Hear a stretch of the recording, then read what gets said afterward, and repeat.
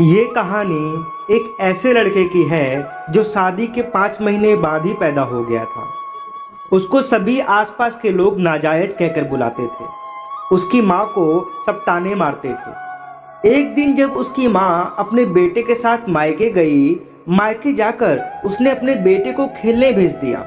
बेटा खेलकर घर आया तो अचानक से उसने देखा कि उसके माँ के कमरे में उसके पापा नहीं बल्कि कोई दूसरा ही व्यक्ति है जो उसकी माँ के साथ। ये कहानी है प्रिंस की, जिसको बचपन से ही उसके पड़ोस वाले नाजायज कहते हुए उसका मजाक उड़ाते थे। उसके परिवार में उसके पापा मम्मी दादा दादी थे। उसके दादा दादी कभी भी उसे प्यार से बात नहीं करते थे।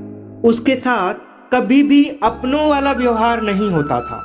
उसकी दादी उसके माँ को रोज ताने देती क्योंकि शादी के 5 महीने में ही बच्चा हो गया था। एक दिन सभी घर वालों के ताने सुनने के बाद प्रिंस की माँ सुबक सुबक कर एक कोने में बैठी रो रही थी। प्रिंस ने अपनी माँ से रोने का कारण पूछा और उसकी माँ चुप रही और रोती रही। जैसे तैसे प्रिंस ने अपनी माँ को चुप करवा दिया। धीरे धीरे वो बड़ा होता गया। लोग प्रिंस को प्रिंस ना कहकर नाजायज कहते और उसका मजाक उड़ाते। एक बार बड़े भोलेपन से उसने अपनी माँ से पूछा, माँ ये नाजायज का मतलब क्या होता है? माँ चौंक गई और पूछा, बेटा ऐसा क्यों पूछ रहे हो? तो वो बोला, माँ सब मुझे नाजायज कहकर बुलाते हैं। माँ की आंखों में आंसू आने लगे, पर उसने खुद को संभालते हुए प्रिंस से बोली, बेटा नाजायज का मतलब मैं तुझे सब बताऊंगी जब तू क्लास में अव्वल आएगा। पर उस दिन के बाद माँ ने मन में ठान लिया कि कुछ ना कुछ तो करना ही पड़ेगा अगर मुझे अपने बेटे की ज़िंदगी बचानी है या उसको उसका हक दिलवाना है। उसके बाद वो सब कुछ ठीक करने की तरकीब ढूंढने लगी।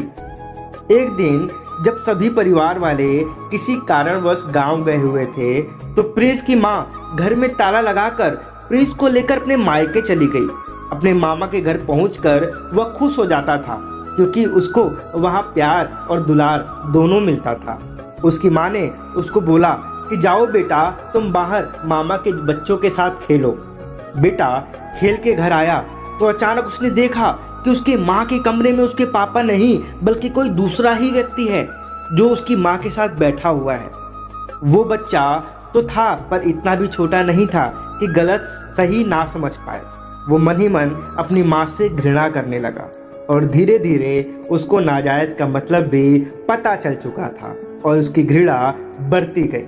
पर 1 महीने बाद माँ ने पूरे परिवार को बुलाकर बिठाया और कहा, आज मैं आप लोगों को ऐसी बात बताने जा रही हूँ जो मैंने इतने ताने सुनने के बाद भी अपने दिल में दबाए रखा, क्योंकि अब बात मेरी ही नहीं मेरी बेटे की भी है। उन्होंने गांव में सरपंच से पंचायत रखने की अपील की। इस बात का पता जब प्रिंस के पिताजी को चला तो उन्होंने प्रिंस की माँ से पंचायत ना रखने की बात कही, पर प्रिंस की माँ नहीं मानी और उसने कहा, मैं अब तक चुप रही, अब और नहीं रहूंगी।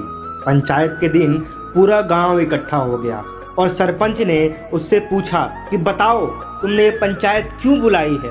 तब प्रिंस की माँ बोली कि मैंने पंचायत इसलिए बुलाया है क्योंकि मुझे न्याय चाहिए और मुझे आज के आज न्याय चाहिए।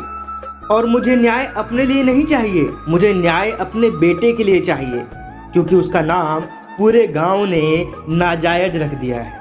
यहाँ तक कि मेरे सास ससुर भी उसको नाजायज के नाम से बुलाते हैं। आज मैं इस सच का खुलासा करना चाहती हूँ।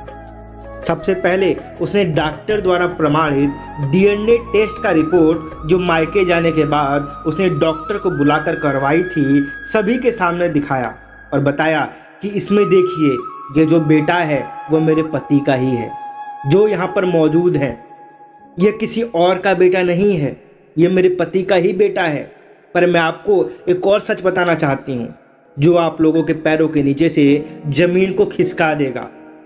इस गांव में लव मैरिज अलाउड नहीं था, इसलिए मेरे पति ने मेरे साथ ये धोखा किया है।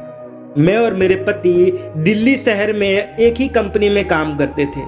हम दोनों एक दूसरे से प्यार करते थे, पर जब मैंने इनसे शादी की बात कही तो उन्होंने कहा कि मेरा गांव लव मैरिज एक्सेप्ट नहीं करेगा, इसलिए हमें अरेंज मैरिज करना पड़ेगा।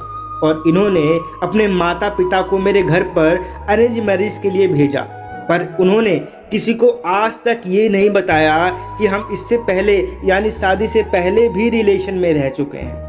मैं शादी से पहले ही इनके बच्चे की माँ बनने वाली थी, पर शादी के 5 महीने बाद मेरा बच्चा हो गया। उसके बाद इतने सालों में मैं अपने सास ससुर और गांव वालों का ताना सुनते आ रही हूँ, क्योंकि मुझे इनकी परवाह थी। पर आज सवाल मेरे बच्चे का है। आज मुझे न्याय चाहिए। क्या इसमें मेरी गलती थी? क्या इसमें मेरे साथ अन्याय नहीं हुआ है? क्या केवल मेरी ही गलती थी? उन्होंने कोई गलत काम नहीं किया है। मैं इनकी मान मर्यादा प्रतिष्ठा को बचाती रह गई, पर उन्होंने मुझे क्या दिया? मेरे बच्चे को नाजायज साबित कर दिया। और आज तक उन्होंने स्वीकार नहीं किया कि इनकी भी गलती थी। इन्होंने मेरे बच्चे को नाजायज कहलाना तो मंजूर करवा दिया, पर अपने आप की गलती वह पूरे गांव के सामने मंजूर नहीं कर पाए। और आज भी ये मुझे मना कर रहे थे आने के लिए और पंचायत बुलाने के लिए। इनके प्रतिष्ठा का मैं कब तक ख्याल रखूं? आप बताइए सरपंच साहब, मैं आपसे पूछती हूँ कि आप बताइए कि मेरे बच्चे का क्या दोष है? इसमें मेरा दोष है, मैं मानती हूँ, पर जितना मेरा दोष है उतना ही मेरे पति का भी है। तो मेरा बच्चा नाजायज कैसे हो गया? कब तक मैं अपने पति की प्रतिष्ठा को बचाती रहूं? आखिर कब तक? ये सब सुनकर सरपंच ने भरी सभा में प्रिंस के पिताजी को फटकार लगाई। और लड़की के सास ससुर को जब ये बात पता चली तो उनके पैरों के नीचे से सचमुच में जमीन खिसक गई और उन्होंने तुरंत जाकर अपने पोते को गले लगा लिया और उनकी आंखों में आंसू भर गए। उन्होंने अपनी बहू को भी जाकर गले लगाया और ससुर ने तो जाकर अपने बेटे को 2-3 चांटे खींच कर मारे और उसे नालायक कहकर उसको तुरंत उनकी आंखों से दूर जाने के लिए कह दिया। कुछ इस प्रकार प्रिंस की मां ने अपने बेटे प्रिंस को न्याय दिलाया और उसको नाजायज होने का जो उस पर ठप्पा लगा हुआ था उसने उसको खत्म किया और उसके ससुराल में उसको और उसके बेटे को मान सम्मान प्यार मिलने लगा। धन्यवाद। जय श्री राम। आप मेरे चैनल को शेयर और सब्सक्राइब कीजिए प्लीज़।